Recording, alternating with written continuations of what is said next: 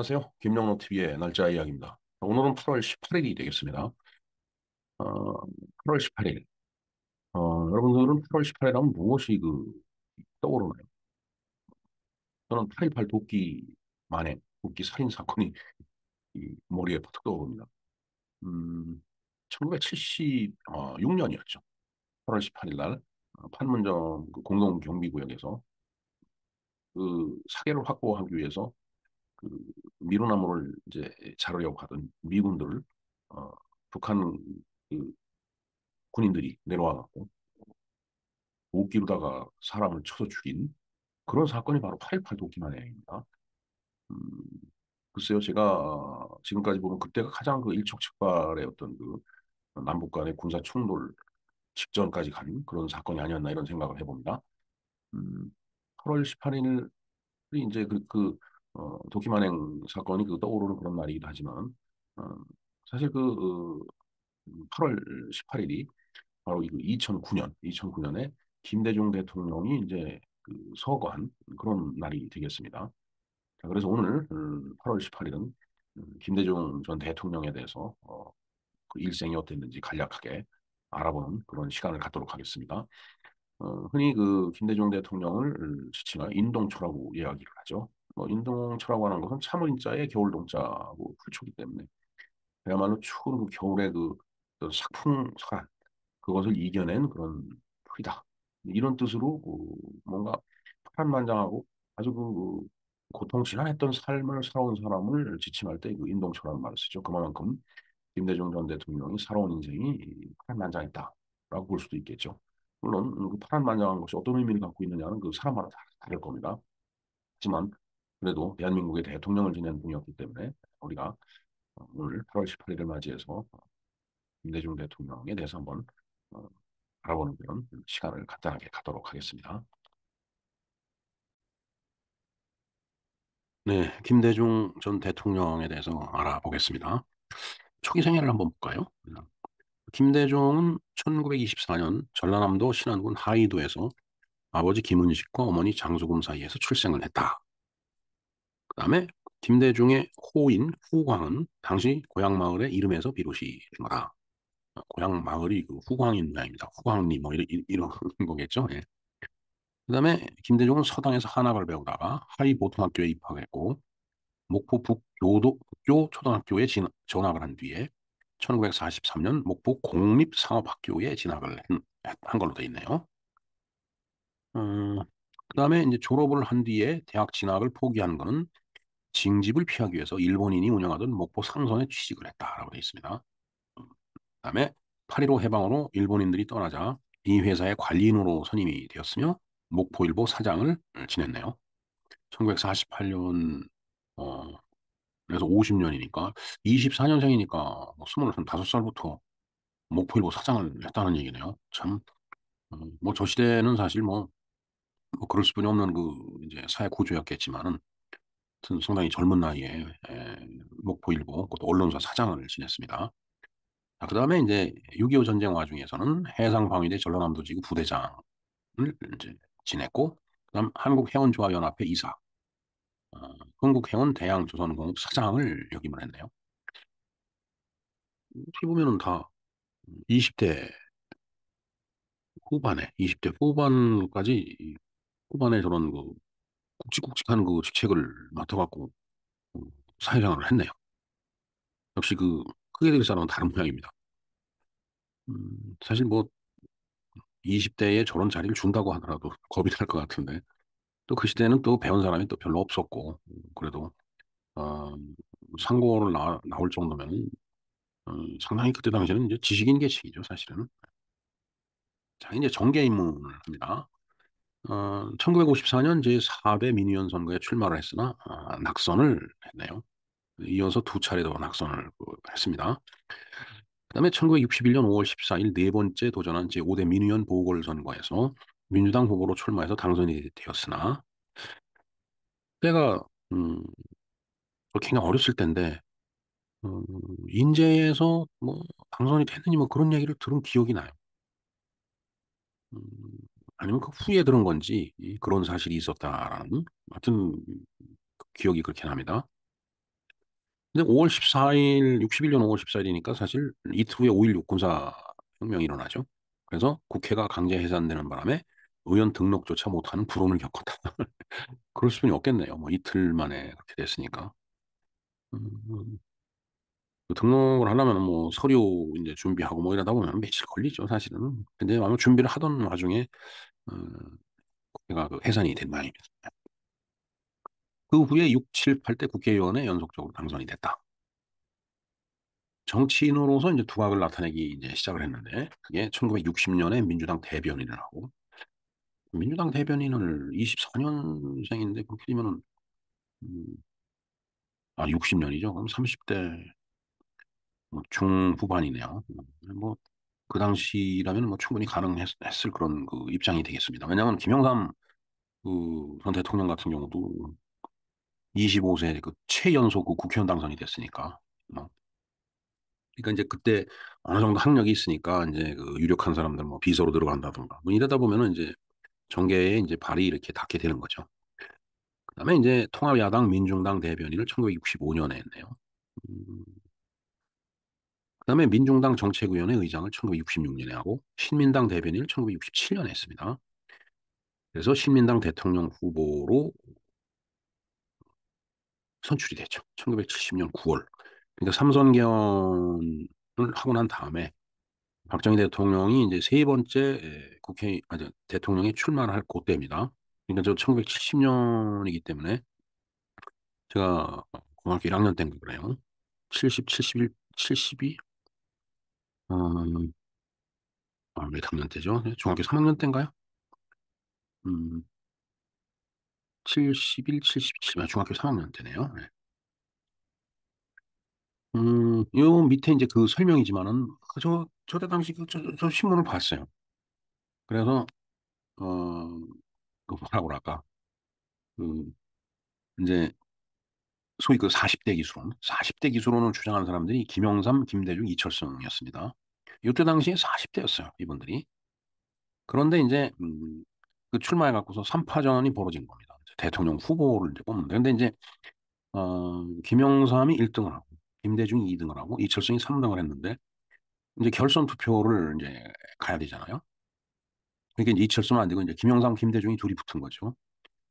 그런데, 여기 보면 유진산이 이제 김영삼을 지지한다 그러니까 이철성이 이제 그게 반발해 갖고, 이철성 후보를 지지하던 표를 다 김대중한테 몰아준 겁니다.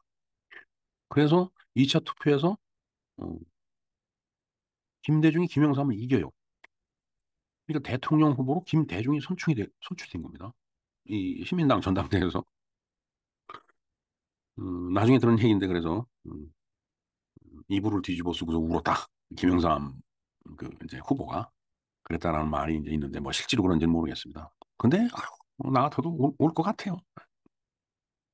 근데 그러면서도 또 이제 의연하게 김대중 후보가 이제 출마를 이제 대통령 후보로 출마를 해갖고 뭐 돌아다니고 그럴 때 뭐 같이 다니면서 지지 연설하고 김영삼 그 후보죠. 그때 당시에 이제 탈락은 했지만은 그 일을 했던 걸로 좀 기억이 됩니다. 신문에 엄청 크게 막 보도가 되고 그랬어요. 뭐 이철성 씨가 뭐 일로 붙었느니 뭐니. 글쎄요, 이게 지금 너무 오래전 기억이라 제가 저 때 당시 상황을 본 건지 아니면 그 이후에 뭐 지나간 신문에서 본 건지 뭐 참 명확하지가 않습니다. 근데 생생히 기억은 나요. 그러면 자 그리고 1971년에 이제 그 대통령 선거가 이제 있었죠. 예. 그러니까 71년, 예, 맞아요. 제 기억에 고등학교 1학년 때 대통령 선거가 있었습니다. 71년에 이제 선거가 있었던 거죠. 예. 근데 이제 이때 당시에 이제 김대중 후보가 공약으로 내가 거는 게 이제 향토예비군 폐지, 그다음에 노동자 자본과 공동위원회 구성. 그래서 요새 뭐 노사정위원회가 있듯이 뭐 그런 거를 이제 이때 주장을 한 거네요. 어찌됐든 그 음, 소위 그 민주당 이쪽이기 때문에 신민당 뭐라고 할까요? 이제 좌파적인 그런 그 이제 정당이죠. 예, 이념적으로. 그러니까 이제 이런 노동자 자본과 공동위원회 이런 얘기가 나오는 거예요. 그다음에 이제 비정치적으로 남북 교류를 해야 된다. 뭐 이때는 정말 굉장히 그 엄혹했던 시절이죠. 예. 남북 관계라는 것도 그렇고, 더군다나 뭐 그 62년에 1.1 사태 이루어지고 그다음에 울진 삼척 뭐 엄청났습니다. 그때 뭐 비행기 납치하고 뭐 푸에블로 미국 그, 이, 배를 갖다가 또 납포해갖고도 지금도 아마 대동강변에다가 그걸 그렇게 이렇게 띄워놨다고 하는 얘기가 있었습니다. 그다음에 한반도 평화를 위한 4대국 안전보장안 등의 선거 공약으로 내걸었고, 저 4대국이라고 하는 것은 이제, 어, 소련이죠. 그때 당시. 소련, 지금의 이제 러시아입니다. 물론 그때 소련하고 러시아는 지금 사실 굉장히 그 질적인 면에서 양적인 면에서 차이가 나는데, 어찌됐든 그때 당시 소련, 그다음에 이제 중공이죠. 중공. 지금은 우리가 중국이라고 그러지만 그때는 중공이라고 불렀습니다. 중국 공산당이라고 해갖고. 그다음에 이제 미국이 있고 그다음에 일본이 있었죠. 70년대 일본이 엄청 소위 그 선진국화 돼 있었죠. 왜냐면은 1950년에 6.25가 이제 6.25 사변이 나는 바람에 이제 그 음, 전쟁 물자를 대는 그 후방기지 역할을 했기 때문에 그때 뭐 굉장히 돈을 많이 벌어갖고 경제적으로 다시 부흥을 하게 된 겁니다. 일본을 부흥하게 해준 거는 6.25 사변이에요. 6.25 사변은 김일성이 일으켰죠. 그러니까 일본을 도와준 사람은 결국은 김일성이다라는 그런 어, 3단론법이 적용이 되네요. 자, 그래서 그다음에 이제 16번에 5번이죠. 당시 박정희 대통령의 안보 논리와 경제 성장론을 정면으로 공격을 했다. 박정희 대통령의 안보는 이제 뭐 진짜 자주국방 뭐 이런 거잖아요. 응? 자주국방 그러니까 국방에 이제 신경을 쓰니까 그러면 군사적으로 자꾸 대립하게 되니까 안 된다. 뭐 평화 결국은 나중에 이제 김대중 저때 당시 후보가 이제 그 어느 날 대통령이 돼 갖고서 이제 그 햇볕 정책을 그 이렇게 펼쳤듯이 그 논리가 그랬던 겁니다. 그다음에 경제 성장론을 정면으로 공격을 했어요. 이때 당시에 박정희 대통령은 뭐 그야말로 뭐 고속도로를 깔고 고속도로가 72년도 그 무렵에 70년대 초에 개통이 됐으니까 제가 맞아 72년도에 서울을 그 올라오는데 그때 고속버스를 타고 서울 왔거든요. 그러니까 그 1년 전에 아마 개통이 됐을 겁니다. 어, 그다음에 이제 중화공업에서 뭐 포항제철 만들고 그다음에 어, 그 조선소를 건립하고 뭐 이제 중화학 쪽 뭐 이런 쪽에 막 이제 투자를 하겠다 경제 개발 5개년 계획 이제 그런 내용들이 포함이 돼 있으니까 이때는 우리는 농업국가로 가야 된다라고 해갖고서 이제 어, 그때 그 김대중 후보의 그 이제 공약 사항이 그런 거였어요. 어, 그때 예, 요 17번이 바로 그거죠. 그때 구호가 제가 고등학교 1학년 때인데 이때 그 구호가 이랬어요. 대중은 김대중, 대중은 김대중을 찍어라. 이번에는 2번을 찍어라. 이런 식으로 그 이제 구호를 만들었습니다. 아주 생생히 기억이 나요. 자, 선거 과정에서 김대중은 과감한 공약과 호소력 있는 연설로 유권자들이 선풍적인 지지를 이끌어냈으나 박정희 후보에게 95만 표 차이로 패배를 했다. 그래서 당시 공공연하게 벌어진 선거 부정을 빗대어 김대중은 선거에서 이기고 투표에서 졌다라는 말이 회자가 됐다라고 돼 있네요. 글쎄요, 뭐 저때 상황이 어땠는지 에, 그 선거에 대해서는 저로서는 아는 바가 없습니다. 자, 그다음에 이제 김대중 납치 사건이 일어나요. 제가 고등학교 다닐 때입니다. 어, 납치돼 갖고서 이제 생환을 하죠. 생환이 8월 8일입니다. 8월 8일인데 방학 때죠. 방학 때지만 이제 학교에 가서 이제 공부를 해야 됐기 때문에 이제 가방을 싸들고 이렇게 아침에 이제 학교를 가려고 하는데 아숙집 아주머니가 김대중 선생이 살아서 돌아왔더라고 막 그 기억이 나요. 음, 그때 이게 굉장히 큰 이슈였습니다. 사실은 큰 사건이었죠. 저게. 이 일본하고 외교 관계도 굉장히 컸었던 그 사건입니다. 자, 21번 볼까요? 1972년 지병을 치료하기 위해 일본에 체류 중이던 김대중은 10월 유신이 선포되자 귀국을 포기하고 해외에서 반유신 운동을 펼쳤다. 예. 그다음에 이제 1973년 미국에서 한국 민주회복 통일 촉진 국민대 줄여서 한민통입니다. 한민통을 결성한 데 이어 일본에서 한국 민주회복 통일 어, 촉진 국민회의를 결성했다. 그러니까 이것도 한민통이죠. 예. 이게 이제 사실 이때 이제 어, 그러니까 북한하고 뭐 이렇게 관계가 있지 않았느냐 이렇게 의심하는 사람들이 많죠. 예. 자, 그다음에 이제 아까 8월 8일이라고 말씀을 드렸는데 1973년 8월 8일 제가 고등학교 3학년 때입니다. 그가 일본 도쿄 팰리스 호텔에서 중앙정보 요원들에게 납치돼서 129시간 만에 서울로 압송이 됐다. 8월 8일 날 왔으니까 그 전에 이제 납치가 돼갖고 난리가 났었습니다. 그때 뭐 신문에 보도되고 방송에 나오고 생생히 기억이 나요. 그런데 정말 이게 누가 납치를 해갔는지도 알 수 없고 뭐 단지 추측을 그렇게 한 거죠. 야, 이건 중정짓이다 뭔지 이렇게. 근데 실제로 이제 중정이 그 일을 이제 벌였던 겁니다. 그래서 기억에는 서해안 쪽 어디로 이렇게 와갖고서 아마 집 근처에서 이렇게 압송해서 풀어준 걸로 저는 그렇게 지금 기억이 됩니다. 네. 24번 볼까요? 김대중 납치 사건은 국내에 큰 파문을 불러일으켰다. 한국 정부는 관련 사실을 전면 부인하다가 국내 야당 지지자들이 강한 반발과 주권 침해라는 일본의 비난에 직면해 대일 관계가 심각한 교착 상태에 빠졌다. 그러니까 외교까지 심각한 문제가 발생이 된 거예요. 자, 그래서 이제 미국의 주선으로 일본 정부와 마쿠 접촉을 벌려가고 주일 한국 대사관 1등 서기관 김동훈을 해임을 하고 그다음에 김대중이 이제 해외 치료 중에 했던 말과 행동에 대해서 이제 면책을 주라. 왜냐면 이제 아까 그 한민통 얘기가 있었지만 이제 해외에서 이제 계속 유신 반대 뭐 이렇게 하고 돌아다니니까 중정에서는 이제 에, 저런 그 방식을 썼던 거죠. 근데 이제 이게 뭐 대통령이 박정희 대통령이 지시를 했느냐 뭐 이런 의구심도 많았지만은 박정희 대통령 대노했다고 그러더라고. 그런 짓을 벌였느냐고 이제 중앙정보부장한테. 그때 중앙정보부장이 누구였나요? 확실히 기억이 나질 않습니다.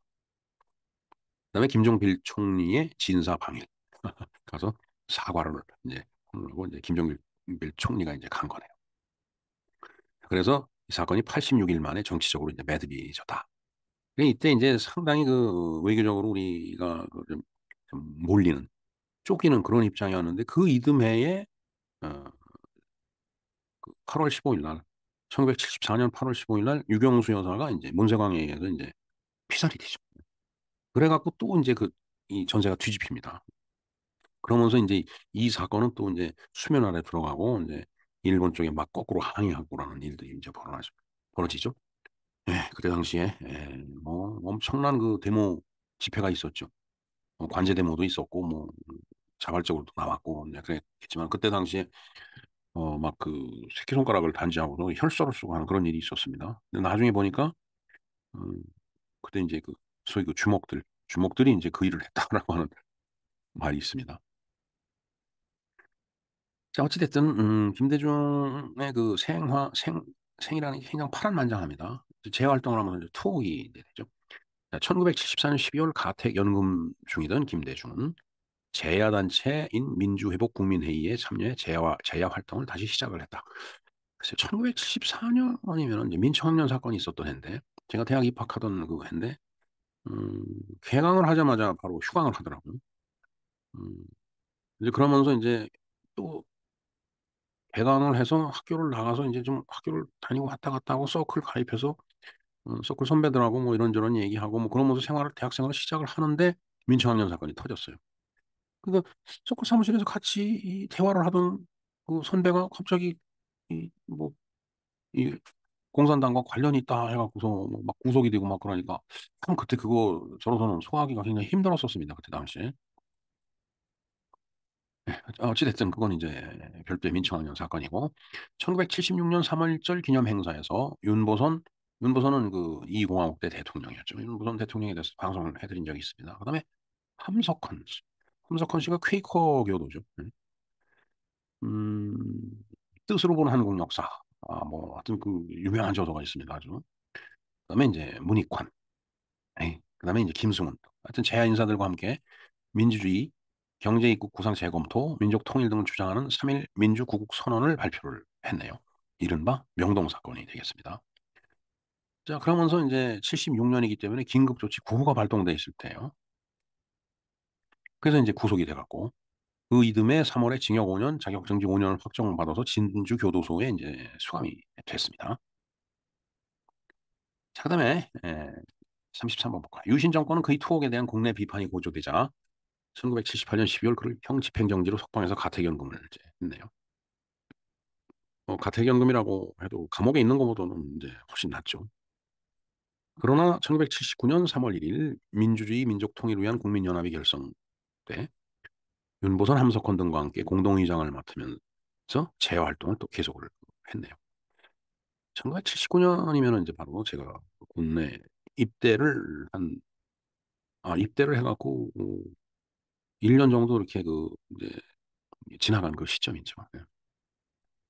근데 이제 78년, 79년에 군에 있었기 때문에 사실 그때는 이 상황을 잘 몰라요. 저런 일을 했었다라는 거를.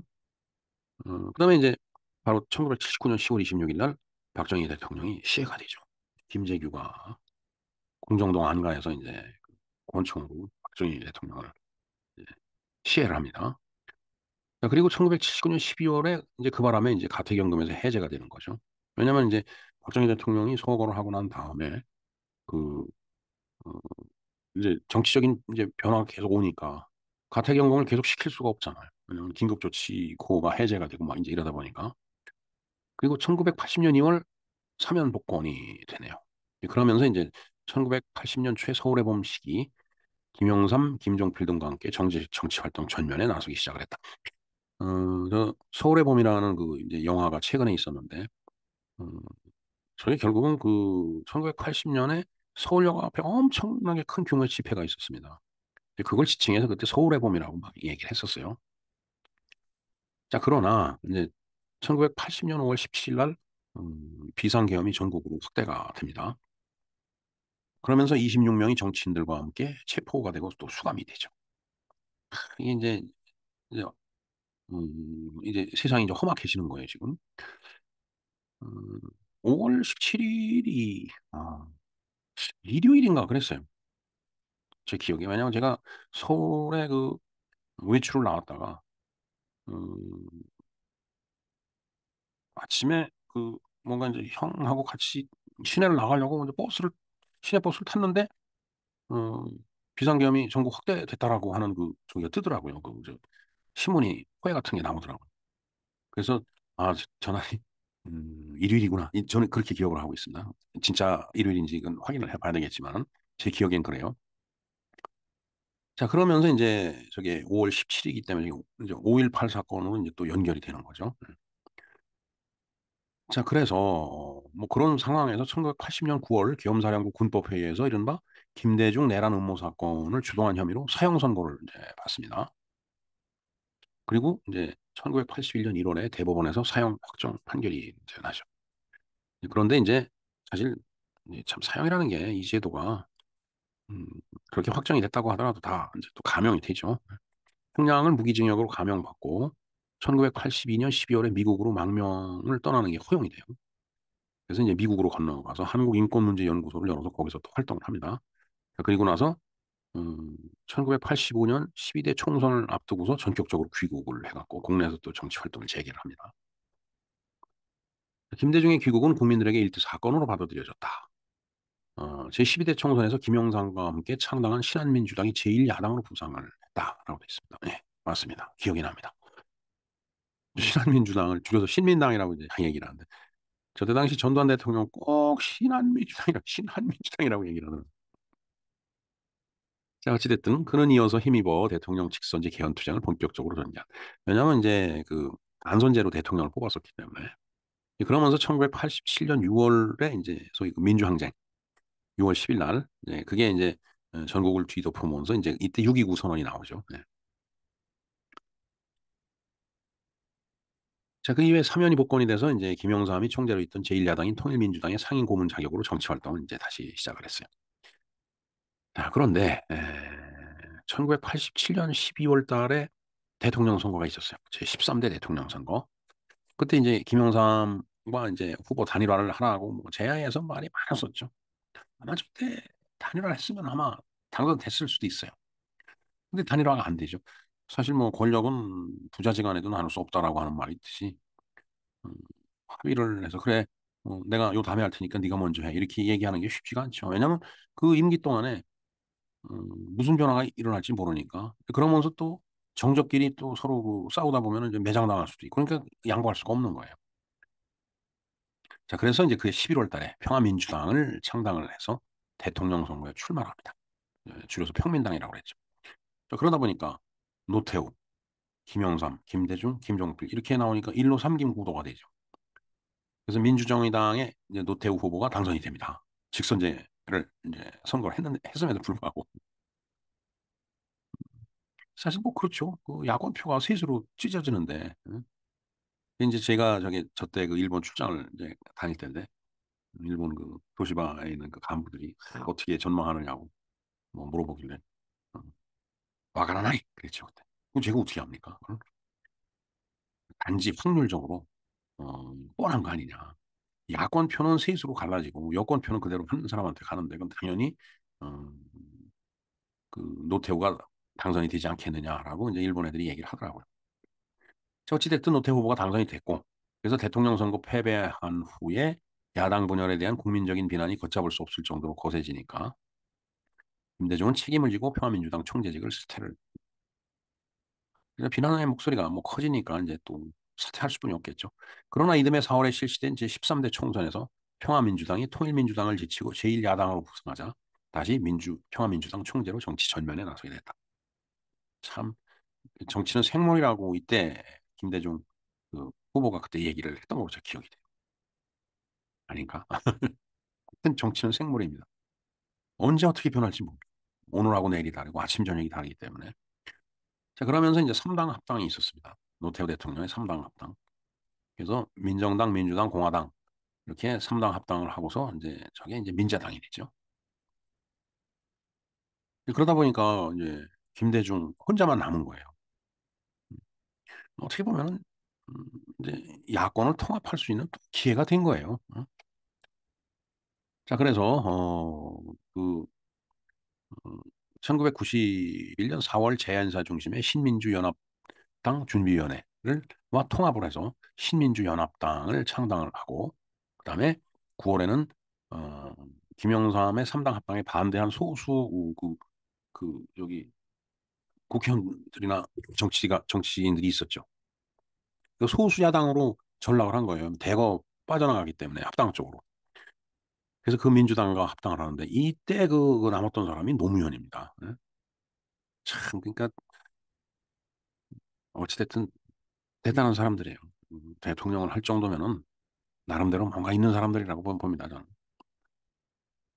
자, 그다음에 1992년 12월 18일 날 제14대 대통령 선거에 다시 출마를 하죠. 그런데 이때 그 김영삼, 김대중, 그다음에 정주영 후보가 이제 나서죠. 이 정주영 후보가 상당히 표를 많이 얻었어요. 어찌됐든 김영삼이 이제 대통령으로 당선이 됩니다. 이제 그러니까 이제 다 사퇴를 하고 또 정계 은퇴를 선언하고 이제 영국으로 출국을 하게 됩니다. 영국으로 갔다 돌아와 갖고 1994년 1월 아시아 태평양 평화재단을 창립해서 이사장으로 이제 활동을 하게 됩니다. 자, 그다음에 이제 그 김영삼 정권 5년이 지나가죠. 이제 그러면서 IMF 외환위기가 이제 찾아옵니다. 이제 그러한 그 사회적 배경을 갖고 다시 이제 대통령 선거를 이제 치르게 되죠. 1996년 97년 11월 이때 이제 어, 김종필과 연합을 해요. 그게 DJ 연합입니다. DJ-JP 연합, DJ 연합. 그래서 여기서 이제 김대중이 단일 후보가 되는 거죠. 그리고 나서 1997년 12월 18일 날 실시된 15대 대통령 선거에서 여권은 또 분열이 됐어요. 그거는 이해창 후보하고 이인재 후보가 이제 또 갈등하다 이인재 후보가 떨어져 나서 당을 차리죠. 국민신당인가?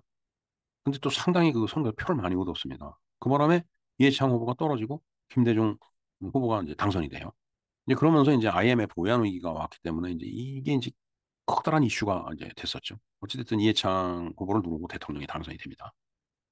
그러면서 이제 대통령 재임 시기에 어 이게 98년 2월 달에 이제 취임을 하니까 48년에서 50년 만에 이제 정권 교체가 된 거죠. 여야가. 네. 그러면서 국민의 정부를 표방하고 민주주의와 시장 경제의 병행 발전이라는 국정 지표를 만들어 냅니다. 음, 그다음에 이제 IMF를 이제 극복하기 위해서 여러 가지 그 이제 작업을 하게 되죠. 그리고 이제 남북 정상회담을 합니다. 햇볕 정책을 또 이제 실시를 하죠. 그러면서 이제 베를린 선언도 발표하고 그다음에 이제 2000년 6월 13일에서 15일 평양을 이제 방문합니다. 김정일 국방위원장이 초청을 했다라고 했죠. 네, 그때 이제 순안공항에 도착을 해갖고, 그 북한 의장대로부터 이제 사열을 받죠. 참 그쪽 군대의 사열을 받는다라는 게 의미가 있는 겁니다. 서로 존중한다는 얘기인데, 음, 우리 의장대하고 약간 다르더라고요. 뭐, 대체적으로 독재국가, 전체주의 국가에서는 팔, 다리 이게 휘두르는 게, 흔드는 게 달라요. 굉장히 절도 있게 그냥 이제 동작이 크죠. 그래서 이제 바닥을 그냥 치면서 이제 걷고 그런 영상들 많이 보셨을 겁니다. 자, 그러면서 또 혁신적인 정책을 많이 이제 시행을 합니다. 이게 이제 국민기초생활 보장법이 이때 만들어져요. 그래서 복지 분야에 이제 많은 개선이 있었다라는 것이 이제 평가죠.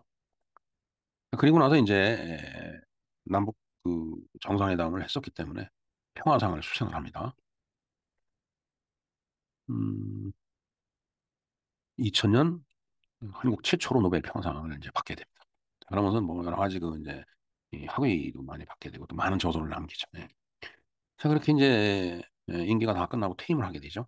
2003년 2월 퇴임을 하고서도 이제 활발한 활동을 이제 했고 여러 가지 이제 국제기구 같은 데 가서 연설도 하고 이제 그러다가 2009년 7월 13일 흡인성 폐렴 증세로 병원에 입원을 했다가 병세가 악화돼서 8월 18일 오늘 바로 다발성 장기 부전을 운명을 하죠. 근데 6일장을 지냈기 때문에 2009년이면 저도 공직에 있을 때입니다. 그래서 연결식을 국장이었기 때문에 국회에서 이제 거행을 했죠. 그래서 제가 그때 연결식에 참석을 했던 기억이 있습니다.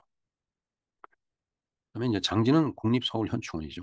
지금 동작동 국립묘지에 이제 지금 묻혀 있습니다. 네, 그럼에도 불구하고 김대중 전 대통령의 정체성에 대해서 많은 논란이 있습니다. 어려서 들은 얘기인데 어른들이 그랬어요. 이구동성 김영삼은 무능하다. 김대중은 빨갱이다. 이런 얘기를 어른들이 많이 했습니다. 그래서 그때는 어린 때였기 때문에 빨갱이가 뭔가 물론 이제 의미는 나중에 다 알게 됐죠. 하여튼 왜 그렇게 이야기를 어른들이 했는지 뭘 근거로 얘기를 했는지 그건 모르지만은 그런 얘기들이 엄청 많이 있었어요. 그러나 뭐 그런 것들을 또 다 극복을 하고 대한민국의 대통령이 됐죠. 둘 다 대통령을 했어요. 자, 어찌됐든 어느 정치인이든 간에 호불호가 있기 마련이죠. 박정희 대통령, 이승만 대통령 다 호불호가 있습니다. 어느 대통령도 다 마찬가지예요. 그러나 문제는 대통령의 재임 기간 동안의 한 업적이 음, 대한민국 국민을 어떻게 삶의 방향과 수준을 바꿔놨느냐. 그거에 의해서 그 대통령이 평가되는 거라고 이제 봅니다, 저는. 그 통치 결과가 무엇이었는지 세월이 지나면 알게 되겠죠. 우상화인 다음에 국민들의 마음속에서 뭔가 생각을 하고 있는 게 있을 거예요, 지금. 어, 이건 좀 더 시간이 가면은 이제 드러날 거라고 보여집니다. 네, 그러고 보니까 김대중의 정치가 뭐냐? 그래갖고 이영훈 교수 아까 뉴라이트라고 8월 15일 날 건국절 행사 때 그 이름이 거론이 됐었죠. 바로 이분입니다. 서울대학교 경제학과 교수인가 그렇죠 아마. 이분이 한 얘기가 있어요. 김대중의 정치 해갖고 어, 이 정체라고 하는 것은 정체성을 얘기하는 거예요. 이제 정체가 불분명하다. 정체성이 뭐냐? 이게 한자로 쓰면 어떻게 쓰는지 모르겠는데 그 사람의 진면목을 지금 얘기하겠다라고 하는 건지 정체성을 얘기하겠다라는 건지 이 제목만 봐갖고는 모르지만은 어찌됐든 이영훈의 역사평 이승만 TV에서 지금 어, 만든 영상입니다. 링크를 걸어 놓겠습니다. 참조해 주시기 바랍니다. 자, 어찌됐든 김대중 대통령은 아주 파란만장한 인생을 살았어요. 여기 보면은 수인번호 9번에서 대통령까지 김대중 일대기. 제가 김대중의 정체를 의심하는 부정적인 영상이 하나 있기 때문에 또 김대중의 일생을 또 긍정적으로 해석하려고 했던 영상도 같이 하나 띄워 놓겠습니다. 흔히 이 김대중 전 대통령을 보고 인동초라고 얘기하죠. 인동초라고 하는 것은 추운 겨울을 이겨낸 어, 꽃이란 얘기죠. 네. 풀. 네. 그만큼 생명력이 질겼고 파란만장한 삶을 살아났다라고 이제 보면 되겠습니다. 두 영상을 동시에 다 링크를 걸어 놓겠습니다. 참조를 해주시기 바랍니다. 자, 어느 것이 실체에 부합되는 것인지 시간이 가면 밝혀지겠죠. 정말 부정적인 게 맞는 건지, 긍정적인 게 맞는 거지. 그러나 늘 얘기하지만 그렇게 싸우다가 싸우고 싸우는 수준이 없습니다. 어느 시점인가는 결말이 나겠죠. 대체적으로 그 관련된 사람이 1세대 관련된 사람들이 다 죽어 없어질 때 그 이유가 지나가면은 뭔가 결론을 내겠죠. 네. 안 나면 또 시간이 또 필요할 거고요. 네, 오늘 8월 18일이죠. 8.18 판문점 도끼 살인 사건이 있었고 또 쌀의 날이기도 합니다. 그래서 음, 지난해에 그 이제 8월 18일 날 공동경비구역에서 8.18 도끼 살인 만행 사건 그에 대해서 이제 얘기를 했고 그런데 어, 미군입니다. 킹일병이 그 판문점 공동경비구역 내서 아마 뛰어서 아마 북으로 넘어갔나 그럴 거예요. 나중에 돌아왔죠. 이 사람이 8월 18일에 얽힌 8.18 도끼 살인 만행 사건이 있었고 그다음에 이제 8월 18일이 또 쌀의 날이 되겠습니다.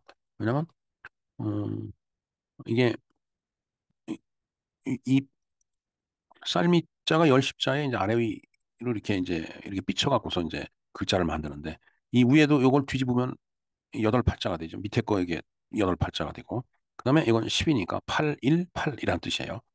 그래서 8월 18일을 쌀의 날이라고 지정한 이유가 바로 이런 의미가 있다라는 얘기가 되겠습니다.